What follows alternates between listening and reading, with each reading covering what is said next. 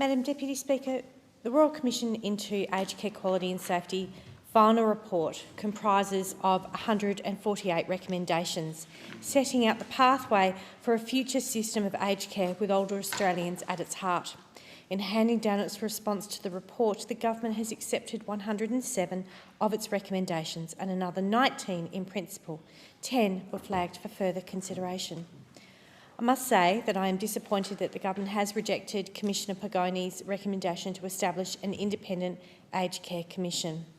I believe that this important issue, this important area of public policy deserves its own commission rather than the aged care system remaining within the remit of the Department of Health. In handing down the 2021-22 federal budget, the government has committed an additional $17.7 billion to deliver generational change to the aged care system. My fervent hope is that this will be a system that affords everyone the care, dignity and respect that they deserve. But we all know the devil is always in the detail. The budget commits $6.5 billion to an additional 80,000 home care packages to help older Australians sustain in their home for longer. And that's what many tell me they want to do. The budget allows for 40,000 packages per year over the next 2 years, but this means little if packages aren't available because the providers and care workers aren't where they need to be to meet the demand. And that's why the $10.8 million investment promised to design and plan a new support and home care program in that 2021-22 year will be vital.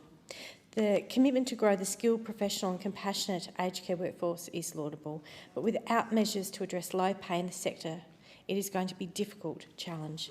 With disability support workers earning 25% more than aged care workers, it's clear that we do need to address this gap.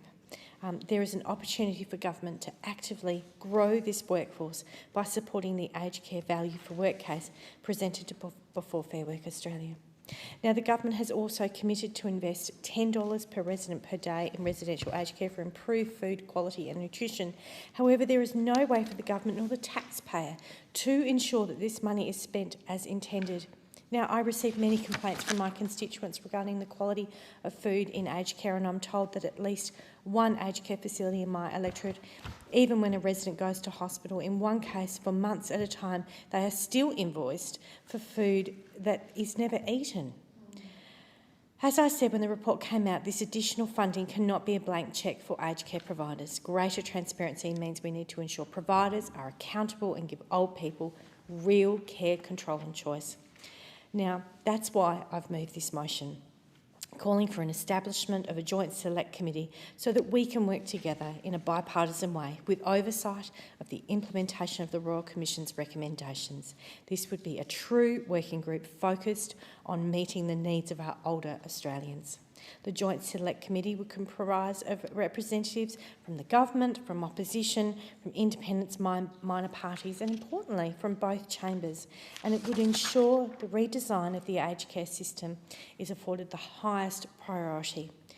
We can make sure that the Royal Commission report does not suffer the same fate of tens of reports before it and sit on the shelf until the media reports on the next crisis that should have been addressed decades ago. For us to plan for, design and deliver a new aged care system with care, dignity and respect for older Australians at its heart, we need to grasp the nettle.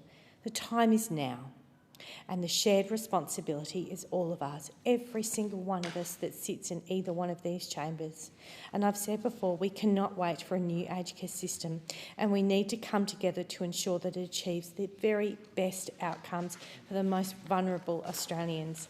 And so I would urge people to put party politics aside. Let's all work together, both chambers, all sides, and put older Australians front and centre in this place. Thank you.